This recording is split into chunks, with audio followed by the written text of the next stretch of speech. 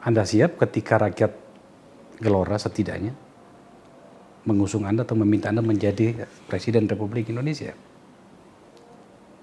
Misi saya yang pertama adalah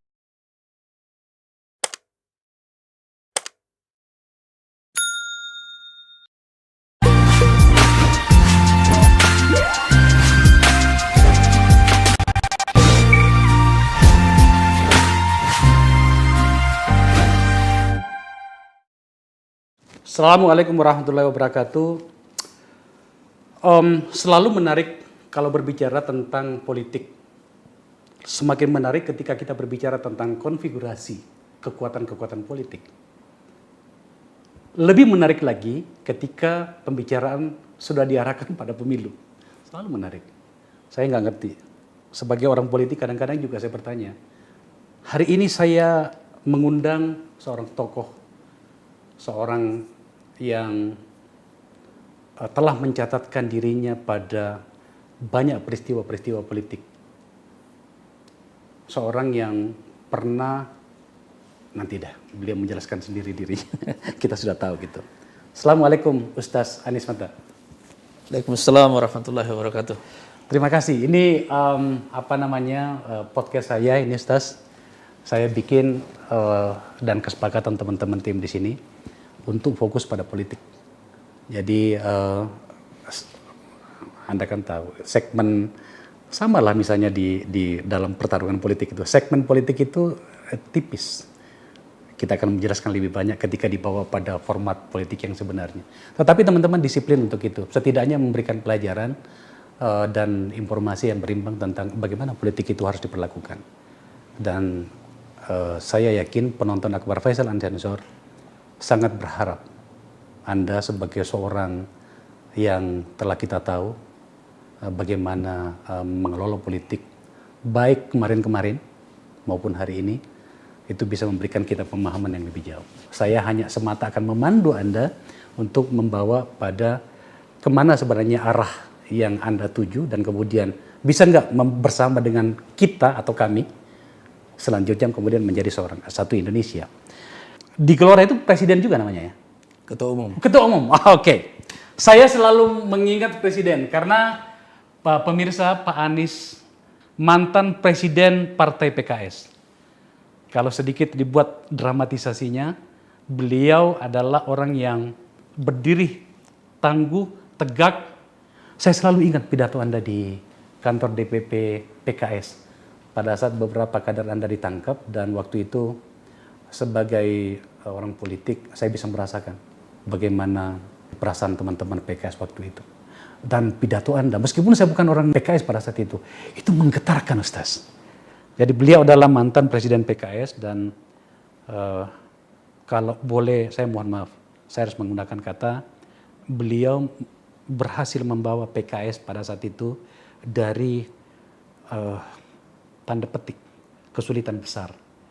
Seperti yang saya sampaikan tadi, beliau berpidato dan itu membuat saya mendapatkan banyak pengakuan dari kader Anda pada saat itu di daerah. Nangis semuanya gitu. Luar biasa, itu apresiasi saya kepada Anda sebagai Presiden PKS pada saat itu. Hari ini, Anda mendirikan, mengelola, sedang membangun Partai Gelora. Dan luar biasa, coba tampilkan datanya dulu. Sebagai data pembuka. Seperti biasanya Ustaz, Akbar Faisal Unsensor itu terkenal dengan data. Belum ikut pemilu, Anda sudah hadir dan memenangkan beberapa pertarungan. Saya bilang sama Pak Riamsa, ini gila memang kalian. Gitu ya. Kiprah Partai Gelora di Pilkada 2020 itu berpartisipasi pada 178 pilkada dari 270 pilkada serentak tahun 2020. Ya. Menang di 9 pilgub. Nah ini kan lucu nih. Menang di 26 pilwalkot dari 37 alias 70%. Menang di 143 pemilihan bupati dari 224 pemilihan bupati atau 64%. Wow. Ini posturnya.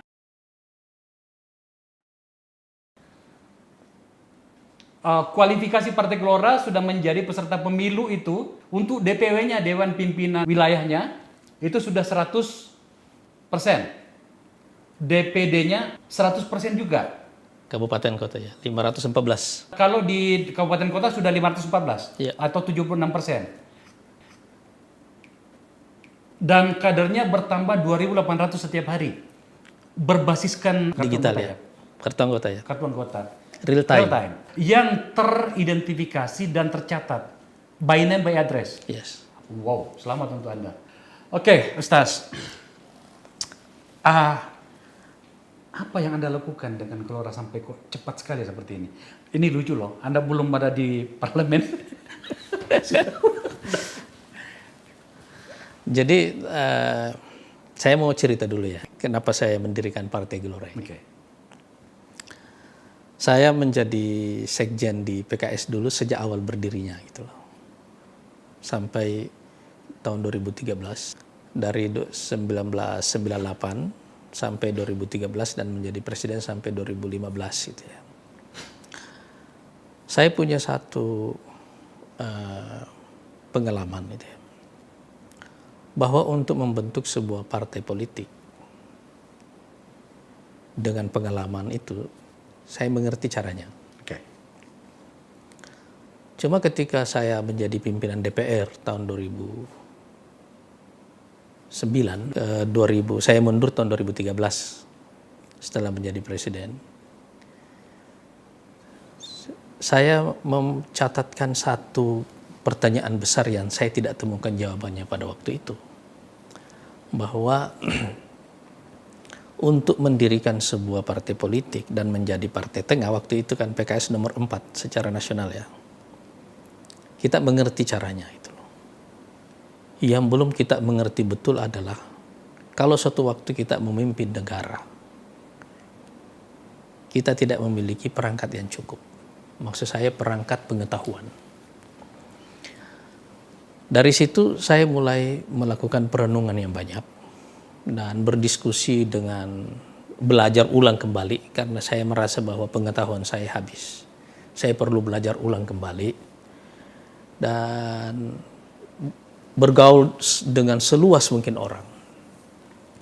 Termasuk diantaranya adalah saya meneliti ulang tentang Indonesia.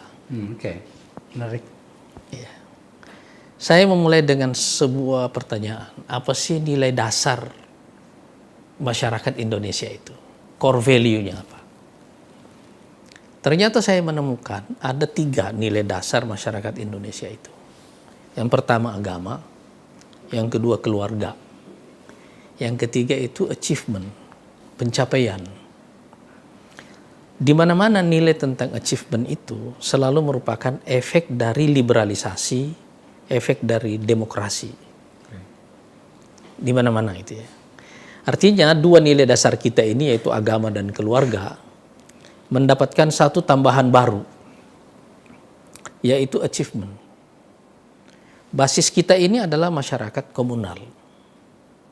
Dan karena itu saya melihat bahwa Indonesia ini dengan basis nilai seperti ini sebenarnya telah mencapai satu tahapan sejarah yang luar biasa dari kalau kita lihat sejarah perkembangannya ya. Apa yang luar biasa dalam tahapan pencapaian sejarah itu adalah bahwa semua yang kita capai itu selalu dicapai dengan sifat dasar kita sebagai masyarakat komunal itu. Yang basisnya adalah agama dan keluarga. Ikatan terkuatnya di situ. Karena itu saya melihat bahwa polarisasi dalam politik yang juga kita warisi, kanan, tengah, dan kiri ini sebenarnya tidak kompatibel, tidak cocok dengan struktur nilai masyarakat Indonesia itu. Menarik. Tidak cocok. Gitu. Jadi saya mencatat bahwa di Indonesia ini mungkin ada 2 presiden yang mewakili semangat komunal itu secara sangat efektif. Yang pertama Soekarno, yang kedua Soeharto. Soekarno datang dengan ide kemerdekaan. Okay. Ini ide bersama pada waktu itu. Tapi beliau kan yang memimpin perjuangan non kooperatif gitu ya. Dan kemudian membangun satu dasar negara. Walaupun Pancasila menurut saya dengan teks yang sekarang ini adalah hasil bersama gitu ya. Tetapi kesadaran terhadap kebutuhan akan adanya dasar negara yang menjadi platform bersama mengikat kita semua yang akarnya di kanan, di kiri, dan di tengah ini semuanya, itulah yang melahirkan Pancasila. Ya kan? Saya ingat betul Bung Karno di dalam penuturannya di buku Bung Karno Penyambung Lidah Rakyat ya, bagaimana beliau di ND dulu mulai merenungi masalah itu kira-kira. Tapi Pak Harto datang membawa narasi pembangunan dan meluruskan bangsa yang terpolarisasi, ya kan? Ya. Cuma polarisasi ini berujung dengan kecelakaan berdarah, yaitu G30 SPKI tahun 65. Tapi narasi pembangunan ini kan menyatukan seluruh rakyat Indonesia pada waktu itu pada satu arah sejarah yang baru. Ini kompatibel dengan nilai ini tadi. Agama, keluarga, dan achievement. Pencapaian. Nah, di era reformasi ini kita seperti kehilangan arah sejarah itu. Oleh karena itu saya mulai bertanya di dalam diri saya pada waktu itu. Yang dibutuhkan oleh negara ini adalah sebuah arah sejarah baru. Saya ulangi kembali, yang diperlukan oleh negara kita sekarang, bangsa kita sekarang adalah sebuah arah sejarah baru. Seperti ide kemerdekaan yang menyatukan kita dulu, dan ide pembangunan yang mengkonsolidasi semua kekuatan kita sebagai bangsa, dan kemudian ini yang sekarang kita tidak punya, arah sejarah baru itu. Tidakkah itu anomali, Pak Ketua Umum? Seharusnya kan kita lebih matang dan lebih siap sekaligus punya platformnya untuk sampai pada tahapan ketiga itu tadi. Kenapa malah kita tidak memilikinya? Sekarang kita hidup dalam suasana yang berbeda. Lanskap global yang sama sekali berbeda. Ya kan? Dulu waktu Pak Harto memimpin Indonesia, langkah yang paling penting beliau sebenarnya bukan cuma merumuskan pembangunan sebagai sebuah arah sejarah baru. Tapi yang terpenting dari beliau adalah bahwa beliau ikut dalam aliansi kekuatan global.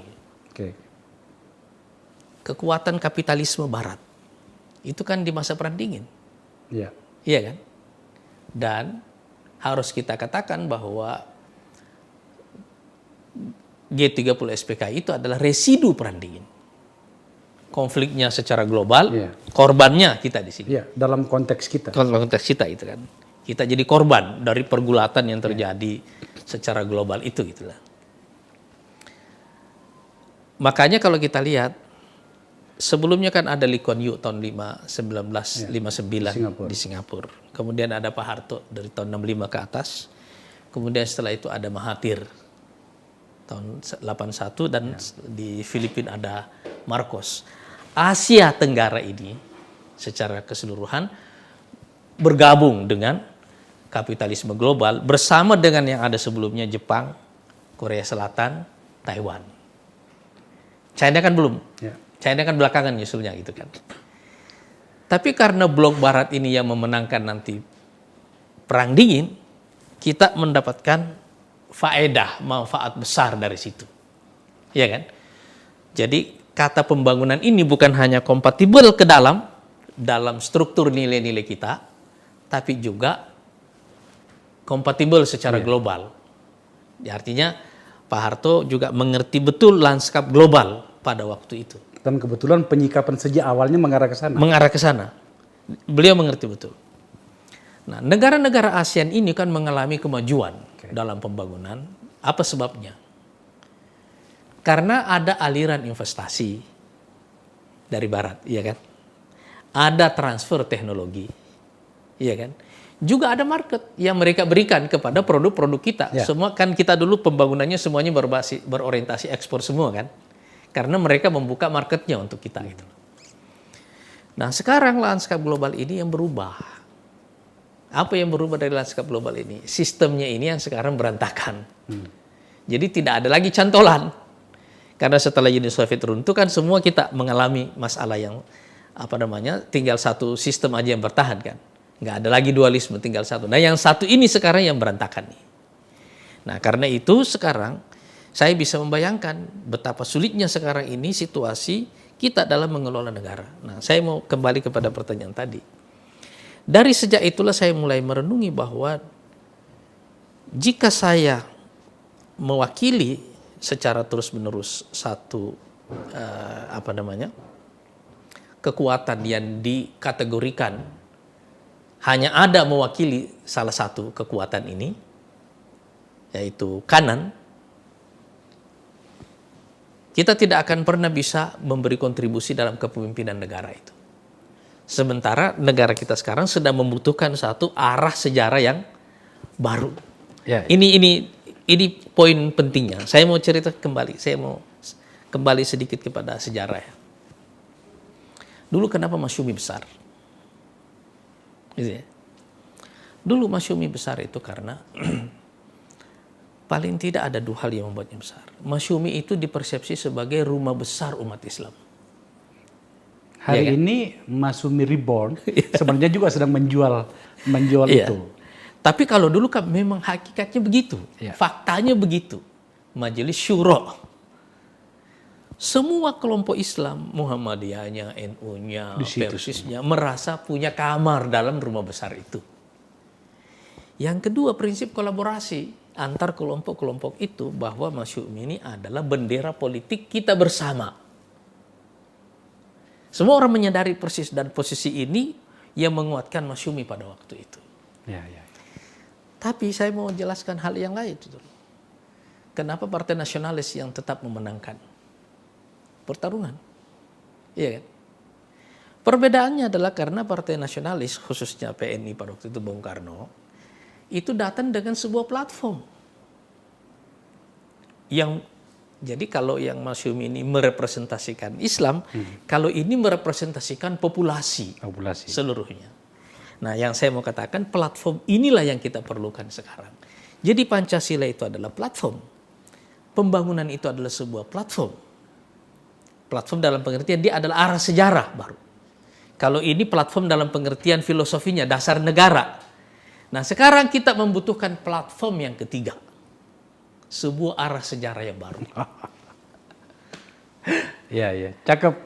Jadi itu perbedaannya, fundamental. Ini perbedaan yang sangat fundamental. Kita bermain data dulu ya. Ya. Hari ini yang ada di parlemen kita, kalau Ya. kita bicara tentang politik realnya. Hari ini katakanlah kita menyebutnya partai kanan, tengah, dan kiri. Diwakili oleh gambaran ini. Partai kanan itu ada 4 partai di situ. Ya. Sebenarnya kita akan bisa saja kita melebarkan pembicaraan, kan hari ini kan baik partai lama maupun partai baru ada 8 partai yang memperebutkan segmen pemilih Islam. Ya. Tapi kan kita berbicara tentang yang sudah memiliki perwakilan di parlemen. Hari ini yang muncul. Coba kita lihat. Partai kanan ada 4. Kalau di jumlah kursinya itu hanya 171. Partai tengah ini sebenarnya ada 5. Tapi kan ada 1 yang hilang. Partai Hanura sudah hilang. Jadi Partai Golkar, Partai Nasdem, Partai Gerindra, dan Partai Demokrat sebenarnya bisa kita masukkan di sini gitu ya. Nah, tetapi di kiri itu PDIP sendiri. Ya. Ada 1 lagi soalnya, cuma tidak masuk. Tidak masuk di DPR. PSI. Partai PSI. Dari penjelasannya Pak Ketua Umum tadi itu, apakah Gelora diposisikan untuk menawarkan sebuah masa baru, platform baru, tujuan baru, atau kesepakatan baru menyangkut itu? Nah, jadi kalau kita lihat angka-angka perolehan suara dalam 20 tahun terakhir, dari pemilu 99, 2004, 2009, 2014, dan terakhir 2019 yang lalu, kita akan melihat bahwa pembelahan ini pembagiannya masih seperti dulu-dulu. Ya. Iya kan? Bisnya paling 1 atau 2 kursi. Iya. Jadi kalau misalnya di sini ada kenaikan suara pada PKB dan PKS, tetapi ada penurunan pada P3 dan PAN. Ya. Ini muter di sini. Ya. Secara keseluruhan jumlah mereka berkurang sekitar 4 atau 5 kursi mungkin ya. Di sini ada penurunan pada Golkar, ada penurunan pada Demokrat, tapi ada kenaikan pada Gerindra dan Nasdem. juga Nasdem. Angkanya dari pemilu 2014 dengan 2019 Relatif ini sama. relatif sama. Oke. Di sini ada yang hilang, Hanura 1, Hanura. tapi di sini ada yang menampungnya kembali. Nah, di sini kalau kita melihat PDIP tidak pernah bisa kembali kepada suara tahun 99. 99. 34. Pada saat mereka mendapatkan 34%. Iya. Secara persentase ini kan relatif sama secara persentase ya. Tapi saya mau mengatakan pembelahan ini, pembagian pengelompokan seperti inilah yang menyebabkan ada satu kesulitan permanen pada semua pemerintahan di masa reformasi ini, yaitu konsolidasi politiknya. Oke. Konsolidasi politik ini sulit sekali karena pemerintahan itu tidak pernah bisa terlalu efektif. Sebab pemerintahan yang dibentuk itu selalu harus merupakan Koalisi. Jadi kalau kita lihat begitu ya, pemerintahan koalisi seperti ini bukan jelek pada dirinya sendiri, tetapi diperlukan satu gaya kepemimpinan yang membuatnya bisa lebih efektif. Dan kepemimpinan yang bisa membuatnya efektif itu apabila ada satu tujuan besar bersama yang kita sepakati bersama. Memang ada kelemahan pada masa Orde Baru misalnya. Beliau juga melakukan kan pengelompokan, yang kanan semuanya dibikin satu jadi P3, yang kiri semuanya dibikin Golkar. satu jadi PDI. Baru beliau bikin yang baru namanya Golkar, ya kan, sebagai partai pemerintah, penguasa gitu ya. Nah, tapi kalau kita melihat pemerintahan itu bisa berjalan efektif dalam pengertian bukan terutama karena dia menggunakan power untuk menyederhanakan partai-partai politik itu atas nama stabilitas, tetapi yang lebih penting bahwa dia mempunyai satu narasi, yaitu narasi pembangunan. Kita harus keluar dari kemiskinan yang merupakan problem bersama setelah 20 tahun kita merdeka. Iya kan? Ya. Nah, sehingga itu yang meyakinkan orang bahwa jalan ini walaupun banyak menggunakan power untuk menyederhanakan partai-partai politik, tapi publik itu menyadari betul bahwa memang ini yang sedang kita perlukan pada waktu itu. Itulah arah sejarah kita yang baru itu. Sekarang kita tidak bisa menggunakan cara itu karena kita hidup dengan platform demokrasi. Kita nggak bisa memaksakan orang. Sekuat-kuatnya kita menggunakan negara untuk memaksakan orang, peluang kita untuk gagal jauh lebih besar. Kenapa? Karena sekarang dunia jauh lebih terintegrasi, nilai-nilai demokrasi ini sudah menjadi nilai universal. Tentu saja ya. Itu susah kita menggunakan power untuk menyederhanakan itu. Jadi yang harus kita lakukan apa? Kita harus keluar dari stagnasi ini. Dan kemungkinan kita keluar dari stagnasi ini apabila kita bisa membawa satu arah sejarah baru bagi bangsa. Inilah yang kita perjuangkan di Partai Gelora ini. Pak Ketua Umum, Pak Stas, di ruang-ruang publik hari ini, terutama teman-teman di akademisi dan juga kami di Negara Institute, ada kegelisahan yang terjadi, yang salah satunya diakibatkan seperti yang Anda jelaskan tadi, adalah tentang bagaimana konsolidasi itu sampai sekarang tidak selesai. Kita terus melakukan uji coba. Dan tadi jawaban Anda mengatakan kami di Gelora kayaknya Anda ingin mengatakan kami sudah punya dan akan menawarkan kepada Indonesia. Apa yang saya maksud tadi dengan perdebatan teman-teman di para pemikir demokrasi dan di kalangan akademisi itu adalah tentang bagaimana sebenarnya partai politik itu memperlakukan diri di hadapan demokrasi. Salah satu poinnya itu adalah banyak yang meyakini dan kami di Negara Institute itu bersepakat dengan itu bahwa ketika satu partai dengan seluruh upaya yang dia milikinya berdarah-darah, biasanya orang mengatakan seperti itu, untuk lolos ke DPR. Meskipun suaranya minoritas gitu kan, tapi itu kan seluruh upaya sudah dilakukan. Pada saat itu sebenarnya harusnya partai itu telah dianggap mampu memimpin republik ini. Dan partai itu harusnya, kalau dihubungkan dengan kepemimpinan nasional, sudah harus mampu dan dianggap mampu, katakanlah seperti itu, untuk mengajukan kader juga untuk memimpin. Tapi kan kemudian hari ini tidak. Salah satunya tadi yang kita bahas tadi, bernama dibutuhkan konsolidasi yang agar untuk menjamin pemerintahan menjadi stabil, bernama koalisi. Dalam banyak kasus, dan Anda lebih tahu dari saya, Anda lebih dulu di DPR dibanding saya, koalisi itu menjadi problem.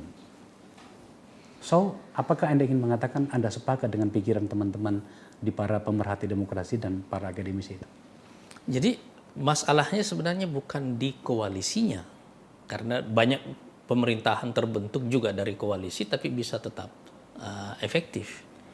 Yang masalah yang kita temukan di partai-partai itu adalah bahwa orang-orang yang punya kemampuan sebagai profesional dan bisa mengelola negara, biasanya itu tidak populis.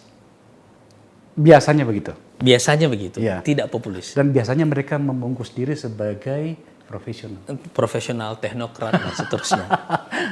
Sementara yang populis ini sebagian besar waktunya hidup bersama publik seperti ini, sehingga kadang-kadang dia tidak memiliki kapasitas secara profesional untuk mengelola negara di level yang tinggi. Yeah. Saya kira ini adalah pembelahan profesional dan kaum populis ini harus kita akhiri. Sebab ini yang membuat nanti pemerintahan itu tidak bisa efektif. Mereka yang pada dasarnya adalah profesional harus terlibat turun langsung bertarung di lapangan.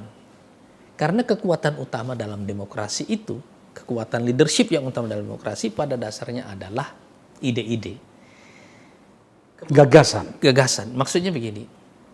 Yang diperlukan dari seorang pemimpin itu adalah kemampuan meyakinkan publik tentang arah bersama yang kita tuju itu.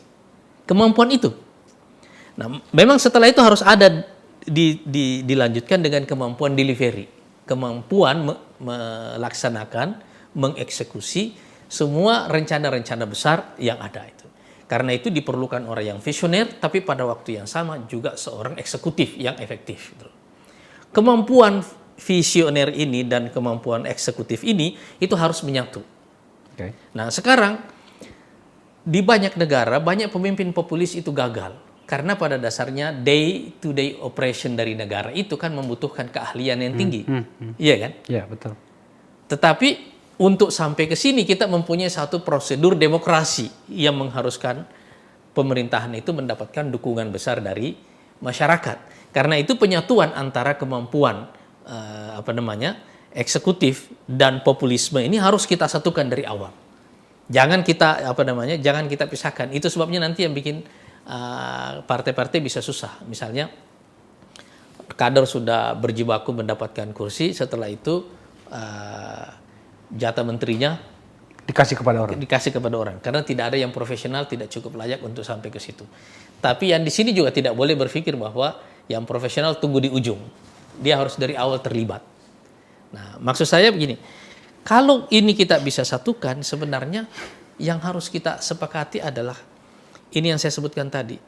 Yang kita perlukan ke depan itu adalah arah sejarah yang baru, tetapi kita membutuhkan kemampuan untuk meyakinkan publik terhadap arah sejarah baru itu tadi. Gelora nantinya akan mengambil formula seperti apa, Pak Ketua Umum? Sebab realitasnya sebenarnya di Indonesia itu tidak ada. Kita kan bicara tentang kader sebenarnya, partai kader. Unik dan sampai hari ini, meskipun saya juga orang partai politik, tidak bisa paham bagaimana bisa sebuah partai yang menyebut dirinya partai modern, tetapi mencalonkan orang lain yang bahkan tidak memahami platform partai itu hanya atas nama elektabilitas. Gelora akan mengambil formula seperti apa nantinya untuk menghadapi atau mengakali yang seperti ini? Makanya dari awal kita sekarang ini yang kita perkuat itu adalah basis narasinya dulu. Nah, sekarang alhamdulillah kita sudah selesai dari pekerjaan ini, dan dari uji coba kita salah satu sebab kenapa pertumbuhan kader kita ini bagus, progresif itu karena alasan mereka bergabung itu dia memahami narasinya dengan jelas. Jadi waktu mereka bergabung, mereka mendapatkan satu program namanya Oke Gelora, orientasi kepartean. Di sini kita membicarakan mengapa partai ini lahir. Apa yang kita maksud dengan cita-cita 5 menjadikan Indonesia 5 besar dunia. Apa yang kita maksud dengan arah baru Indonesia.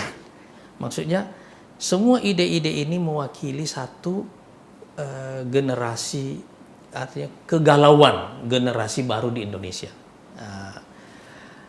Jadi di Bang Faisal ini saya mau cerita sedikit ini. Jadi yang daftar ke kita ini karena kita basisnya digital dari sekarang itu ada sekitar 63% totalnya dari semua yang daftar itu yang umurnya antara 18 sampai 44 tahun.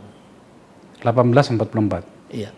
Oke. Kira-kira ini kan generasi milenial dan generasi Z kalau kita sepakat menggunakan istilah ini ya. Dan dari alasan mereka bergabung itu seluruhnya sebagian besarnya alasannya itu karena narasi. Narasi. Iya. Jadi memang orang sedang mencari. Ada pencarian yang sekarang kita rasakan, ada kegalauan yang besar. Dari analisis kita di Gelora, kita juga menemukan bahwa public mood sekarang ini, artinya kondisi mood publik kita sekarang itu kira-kira didominasi oleh 3 hal. Yang pertama sedih. Sedih? Iya. Kenapa? Krisis ini. Oke. Yang kedua itu marah. Marah. Kenapa pula harus marah? Krisis ini. Oke. Yang ketiga itu antisipasi. Oke. Jadi sadness, anger, dan anticipation. Ini 3 unsur yang memenuhi pikiran publik kita sekarang ini, emosinya, pikirannya. Karena itu saya menyaksikan di semua survei-survei sekarang ini, menurut saya memang angka undecided yang tinggi, angka swing voter yang tinggi, karena sekarang faktor ini. Kita jangan terlalu jauh ke situ dulu. Saya masih mau masuk pada soal segmentasi itu tadi. Saya tampaknya memang harus memberikan ruang kepercayaan pada Anda ketika Anda mengatakan bahwa Gelora itu relatively progresif seperti tadi. Saya tidak boleh heran karena kenapa? Dalam hitungan kami di sini dan saya rasa publik juga paham, kalaupun mau dikatakan partai kader dulu, itu kan PKS sebenarnya, meskipun basisnya pengajian dan Anda kan dulu di situ. Nah sekarang gugatan saya dan pertanyaan orang adalah, tidakkah sebenarnya yang Anda dapatkan hari ini adalah bagian dari PKS juga yang kemudian setuju dengan narasi Anda, apalagi dengan orang-orang yang ada di Gelora sekarang adalah para dedengkot-dedengkot dari PKS. Saya sebenarnya tidak ingin terlalu jauh ke situ, tapi mau tidak saya harus bertanya pada Anda soal ini. Perbedaan pemikiran inilah awalnya. Karena menurut saya kita harus keluar dari kepompong ini, kita harus keluar dari lingkaran ini kepada horizon yang lebih luas. Okay. Jadi yang sebenarnya terjadi itu adalah shifting pada spektrumnya. Yang terjadi itu adalah peralihan pada spektrumnya. Saya dulu berpikir merepresentasikan kelompok, mewakili satu kelompok. Makanya tadi saya cerita tentang Masyumi itu ya. Tetapi bahkan kelompok ini pun pada akhirnya hanya adalah satu kamar dalam satu rumah besar. Iya kan? Karena itu saya berpikir bahwa kalau kita terus-menerus ada dalam situasi ini, kita tidak pernah bisa benar-benar kompatibel dengan Indonesia. Tidak pernah benar-benar bisa cocok dengan Indonesia. Struktur nilai Indonesia itu agama benar, keluarga itu benar, achievement benar. Tapi yang sekarang kalau kita hanya mewakili kelompok tertentu, kita tidak bisa menawarkan satu platform baru. Padahal yang diperlukan oleh bangsa kita sekarang itu adalah platform. Kenapa Anda begitu yakin bahwa mazhab, kalau saya boleh menyebutnya mazhab, ini akan diterima oleh publik pada saat partai-partai lain sebenarnya mungkin telah memikirkannya, mungkin barangkali telah mencoba menarasikannya, soal efektif atau tidak kita bisa perdebatkan. Tapi kenapa Anda bisa begitu yakin bahwa itu akan diterima sebagai sebuah tawaran baru, kepercayaan baru, dan sebuah harapan baru barangkali? Saya sangat yakin karena saya selalu menyikapi masalah-masalah begini secara saintifik gitu ya. Saya melakukan risetnya sudah lama gitu ya. Jadi ketika saya mulai melakukan riset ini, baik riset langsung maupun riset di sosial media, sejak belum banyak orang yang menggunakan riset-riset sosial media ini dari tahun 2011, 2012. Ya. Gitu Memang harus saya mohon maaf menyebut lagi PKS. Memang PKS agak canggih soal itu ya. Saya menggunakan riset-riset itu, melakukan riset itu dari awal, dan juga membaca sejarah. Sebab pergulatan saya secara pemikiran dengan tema-tema ini sejak saya jauh sebelum saya terlibat dalam politik. Saya membaca buku Bung Karno itu sejak saya kelas 3 SMP. Saya membaca bukunya Natsir, bukunya Hamka, dan seterusnya jauh sebelum saya terlibat dalam politik itu. Ketika saya terlibat dalam politik, saya mengerti bahwa kita ini sedang mewakili, merepresentasikan satu kelompok. Sementara yang diperlukan oleh Indonesia ini adalah sebuah peralihan dalam spektrum baru yang membutuhkan platform baru seperti yang saya katakan tadi. Ya. Dulu cita-cita merdeka itu menyatukan seluruh kelompok. Lalu Pancasila sebagai platform bernegara menyatukan kita semuanya. Pembangunan itu menyatukan seluruh energi kita sebagai bangsa. Apalagi ditambah dengan fakta bahwa Pak Harto memimpin lebih dari 30 tahun, makanya pencapaian selama masa pemerintahan beliau itu luar biasa. Harus kita akui bahwa Indonesia kan sekarang masuk di kelompok G20, di klub 1 triliun dolar. Iya kan? Itu pencapaian yang luar biasa. Tapi dalam 20 tahun terakhir ini kan kita mengalami semacam stagnasi.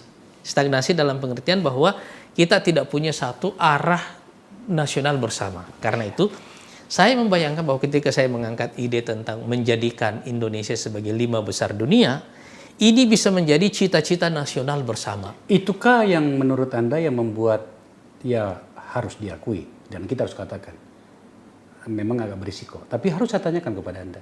Itukah yang membuat kemudian Pancasila banyak dipertanyakan bahkan oleh partai politik sendiri?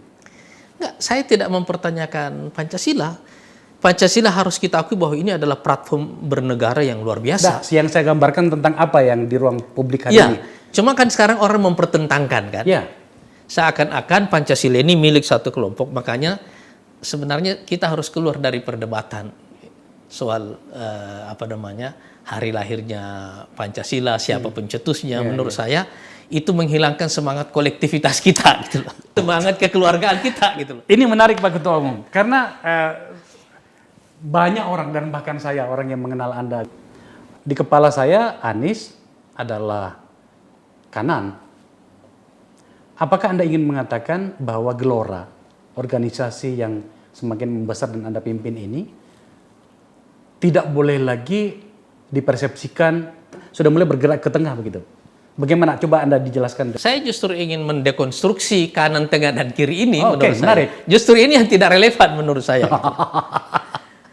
Iya, itu sebabnya kenapa saya katakan perdebatan kita sekarang ini kan akhirnya seperti perdebatan yang punya Pancasila siapa. Ini punya aku bukan punya lo, ya kan? Iya, akhirnya yang kanan membela diri, kita juga Pancasilais, ya kan?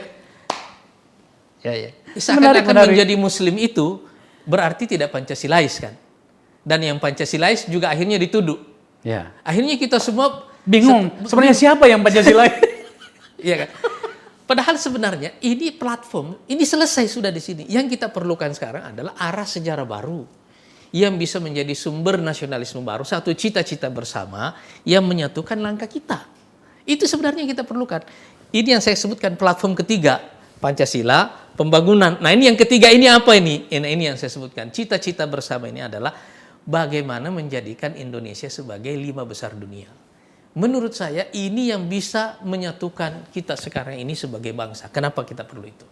Sebab sistem global ini sedang ambruk.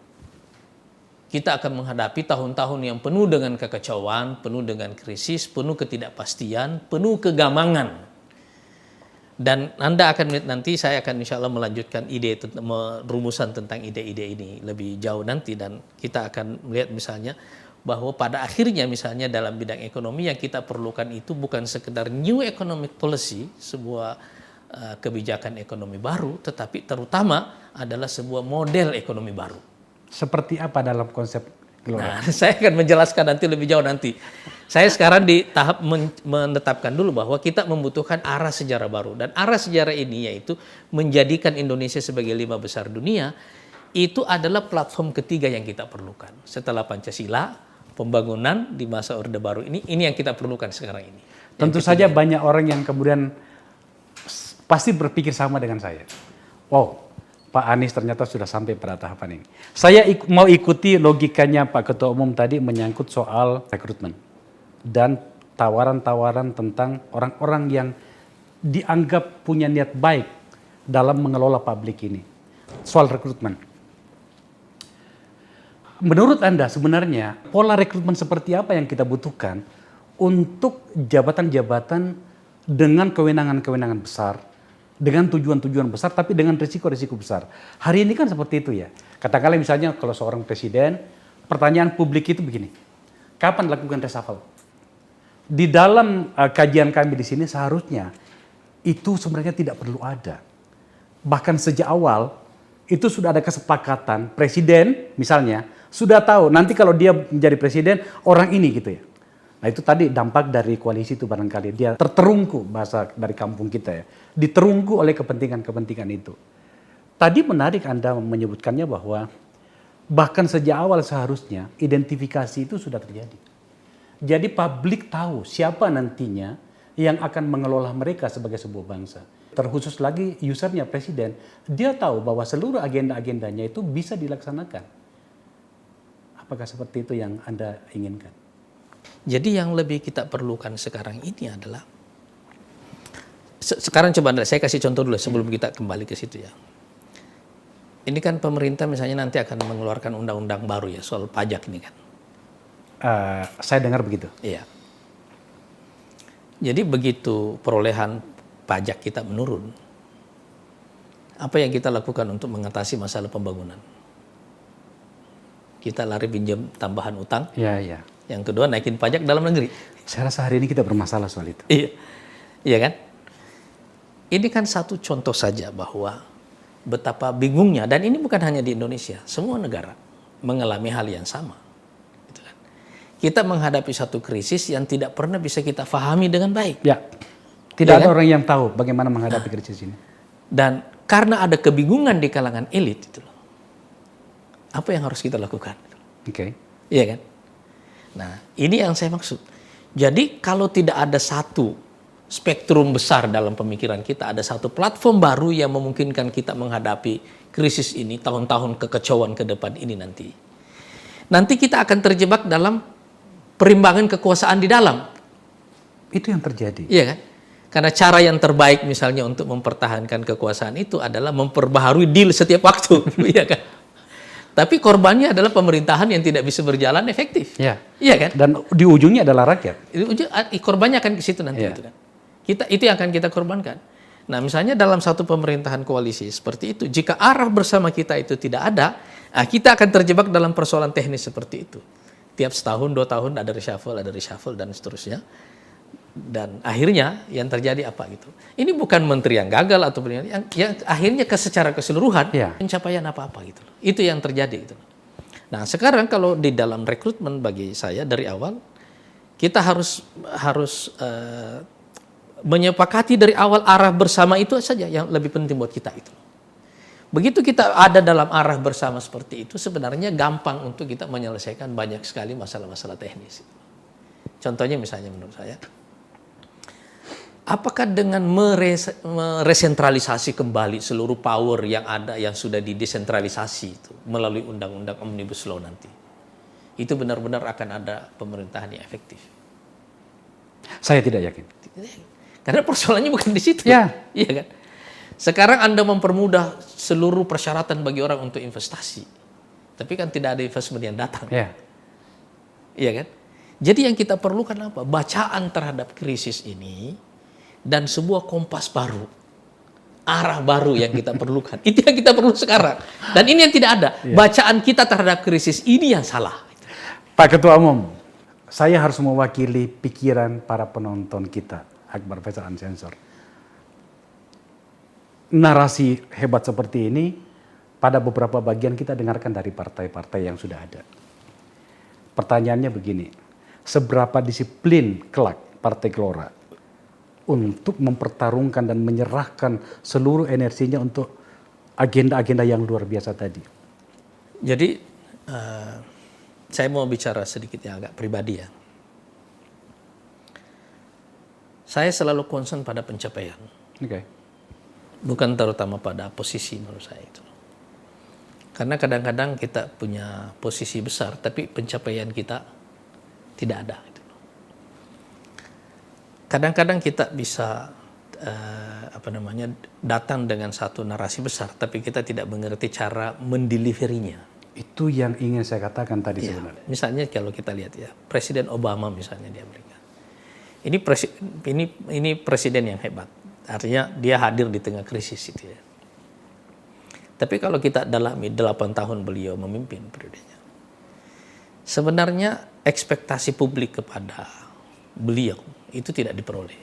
Artinya ini ada narasinya yang besar, tetapi delivery-nya itu kurang. Tidak seperti yang ada dalam janji Ekspektasinya narasinya masyarakat itu. Makanya kalau kemudian pendulumnya berbalik, ya, orang seperti Trump itu bisa menang, itu sebabnya adalah karena ketidakpercayaan publik ke situ. Nah, saya concern dengan pencapaian karena menurut saya setiap satu narasi besar seperti itu harus disertai dengan rencana delivery. Harus disertai dengan itu. Jadi kita tidak boleh berhenti hanya sampai di situ. Rencana untuk melakukan delivery itu hanya mungkin kita lakukan kalau seperti yang saya katakan tadi, pemimpin itu adalah seorang yang visioner tapi juga seorang eksekutif yang handal. Kita ini tidak kekurangan kemampuan yang hebat di Indonesia gitu. Tapi kita kekurangan orang yang bisa mengkonsolidasi orang-orang hebat itu. Itu masalah kita di situ. Correctly. Kalau kita bisa mengkonsolidasi orang-orang hebat yang ada di Indonesia ini dalam satu arah, itu insya Allah saya yakin bangsa ini bisa melakukan pencapaian yang luar biasa. Salah satu yang menurut saya yang kita perlukan dalam kepemimpinan ke depan itu adalah kombinasi antara Bung Karno dan Pak Harto. Bung Karno itu kaya wawasan, kaya visi itu ya. Harus kita akui bahwa Indonesia dengan ukurannya pada waktu itu bisa menggalang, mengkonsolidasi negara-negara Asia Afrika itu kan hanya lahir dari wawasan yang luar biasa. Ya. Tapi Pak Harto itu kaya dalam eksekusi. Dia seorang leader, seorang eksekutif yang benar-benar efektif itu. Rencana-rencananya itu terlaksana dengan baik. Dan diuntungkan oleh fakta bahwa beliau memimpin 30 tahun lebih kan. Okay. Cuma kan grafiknya itu naik begini. Karena kenapa? Beliau ke detail. Beliau bukan orang panggung. Cuma dalam sistem demokrasi kita perlu orang yang menggabungkan dua ini. Orang panggung dan pada waktu yang sama orang yang dalam ruangan bisa bekerja sangat efektif. Detil. Iya. Orang detil. Nah, menurut saya model kepemimpinan ini kalau kita miliki ke depan, dan ini yang saya bayangkan bahwa ini yang kita seharusnya kita berorientasi ke sana. Model seperti inilah yang bisa mengkonsolidasi orang-orang hebat yang kita miliki sekarang ini, baik di pusat maupun di daerah gitu. Jadi kalau ada artinya kita mau duduk detil dan memantau secara terus-menerus, tetapi spektrumnya dari awal lahir dari bacaan misalnya terhadap krisis yang detil, penetapan arah negara yang benar dari awal dalam berinteraksi dengan krisis yang sekarang sedang terjadi ini, saya yakin insya Allah ini kita bisa. Gitu. Sekarang kan yang masalah adalah kita tidak menyelesaikan masalah yang fundamental. Apakah Anda tidak berpikir bahwa kerumitan yang seperti Pak Ketua Umum menjelaskan tadi itu karena demokrasi kita telah dibajak? Salah satunya adalah oligarki yang kemudian turunannya bernama dinasti. Saya harus mengungkapkan ini karena kami di Nagara Institute sangat concern dengan itu. Saya rasa kecenderungan kepada dinasti ini dan pembajakan demokrasi ini hanya terjadi ketika partai-partai ini kan kehilangan independensi, ya kan? Dan juga pada waktu yang sama tidak mempunyai tawaran. Itu. Menurut saya sih ini fenomena yang tidak akan berlangsung lama. Ini tidak akan berlangsung lama. Kenapa? Karena krisis ini akan mendekonstruksi hal-hal seperti ini. Anda yakin itu? Saya sangat yakin. Kenapa? Dalam 5 sampai 10 atau dekade 20-an inilah kita akan menyaksikan perubahan-perubahan yang sangat fundamental secara global. Saya sangat yakin akan ada pembentukan aliansi-aliansi global baru. Akan ada kesepakatan-kesepakatan global baru menyangkut tatanan dunia baru. Oke. Di dalam periode ini semuanya. Tetapi ini sekarang belum terjadi karena krisisnya sedang mengobok-obok dunia secara keseluruhan. Nanti siapa yang survive di sini, ini yang akan menentukan. Nah, sekarang kalau kita lihat, paling tidak ini ada 4 kontradiksi yang menyebabkan kenapa hal-hal seperti ini tidak akan bisa bertahan.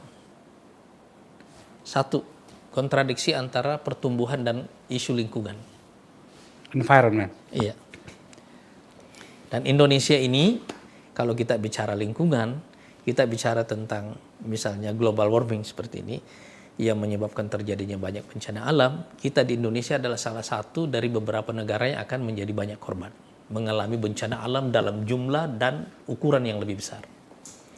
Yang kedua adalah isu pertumbuhan versus inequality. Okay. Ketimpangan ekonomi ini ya. Ini isu kemiskinan. Kan sekarang kemiskinan kita ini naik lagi 2 digit. Ya kan? Kita akan mengalami lebih banyak pengangguran terdidik nih. Ya kan? Ini isu yang sangat besar tuh. Yang pemerintah ini bukan mungkin nanti tidak akan ada, bukan hanya kesulitan mendapatkan investasi untuk menciptakan lapangan kerja, tapi lapangan kerja apa yang mau diciptakan? Iya kan? Dalam situasi seperti ini akan semakin memperlebar jurangnya seperti ini. Dan menurut saya ini adalah ancaman revolusi sosial yang permanen. Nah, yang ketiga itu adalah disrupsi teknologi. Terus menerus. Ini bahkan sudah terjadi. Iya, ini kan teknologi ini mendisrupsi kehidupan sosial kita, tatanan politik, ekonomi dan seterusnya. Yang keempat, konflik supremasi antara Amerika dengan China. Ini pasti punya impact. 4 unsur ini, masalah besar ini semuanya, ini akan mengobok-obok sistem kita secara global ini, dan saya yakin itu nanti akan menciptakan tatanan dunia baru. Dari siapa yang survive nanti di sini. Jadi 10 tahun ke depan atau yang saya mau katakan dekade 20 ini adalah dekade yang sangat menentukan. Dan Indonesia ini ada di persimpangan jalan. Begitu kita salah memilih arah, kita akan setback. Pertanyaan terakhir dari saya. Anda siap ketika rakyat Gelora setidaknya mengusung Anda atau meminta Anda menjadi Presiden Republik Indonesia? Misi saya yang pertama adalah memenangkan Partai Gelora pada pemilu 2024 yang akan datang, insya Allah. Setelah itu baru kita bicara. Anies Mata, Ketua Umum Partai Gelora. Pak Anies, terima kasih. Terima kasih sama-sama. Anda adalah Ketua Umum partai yang pertama datang ke Negara Institute dan Akbar Faisal Uncensored. Memang pernah Ahmad Yani dulu, tapi waktu itu dia belum sebagai Ketua Umum Masyumi. Salah satu program kami di sini atas permintaan dan usulan dari teman-teman mengundang seluruh calon-calon atau ketua umum partai politik untuk datang ke Negara Institute dan Akbar Faisal Uncensored di podcast saya ini untuk berbicara dengan rakyat Indonesia untuk menjelaskan apa yang ada di dalam rencana-rencana mereka, bagaimana agenda-agenda mereka. Saya rasa ini harus kita budayakan, Pak Ketua Umum. Saya sangat mengapresiasi ini. Dari penjelasan Anda tadi ini, betapa kemudian terlihat bahwa Partai Gelora dan Ketua Umumnya bersama dengan manusia-manusia di dalamnya, yang relatif saya kenal baik, itu telah menyatakan siap untuk mengambil peran lebih besar di dalam pengelolaan bangsa ini. Sekali lagi terima Insya kasih Allah. Pak Ketua Umum. Sama-sama. Pemirsa, saya begitu enjoy. Pada akhirnya ada satu ketua umum partai yang datang menjelaskan kepada kita. Tidakkah seharusnya seperti itu? Tidakkah seharusnya para pemimpin-pemimpin formal, terutama partai politik yang mendapatkan mandat dari konstitusi untuk mengelola perpolitikan ini, bahkan mengelola kekuasaan yang ada di republik ini, untuk menjelaskan kepada publik. Bukan lagi tempatnya bagaimana pemimpin-pemimpin formal partai politik bersembunyi dan atau duduk diam di ruang yang tidak terbaca oleh publik dan kemudian menawarkan sesuatu yang tidak kita ketahui sebenarnya tujuannya kemana. Hari ini Ketua Umum Partai Gelora, sahabat saya yang sebenarnya juga adalah senior saya, Anies Mata, telah datang menjelaskan kepada kita. Terima kasih Anda telah menyaksikan acara ini. Semoga saja pimpinan-pimpinan parpol yang lain, para pemimpin lembaga formal yang lain datang menjelaskan, tidak harus kepada negara institut, tidak harus kepada Akbar Faisal Unsensor, tapi juga kepada ruang-ruang publik. Tidakkah hari ini begitulah keadaannya? Seharusnya tidak ada lagi batasan-batasan, dan kita harus mendapatkan penjelasan yang betul-betul detail. Anda mau bikin apa? Sebelum kita memberikan rekomendasi dan kepercayaan itu. Ini tentang Republik Indonesia. Terima kasih. Wabillahi taufiq wal hidayah. Assalamualaikum warahmatullahi wabarakatuh.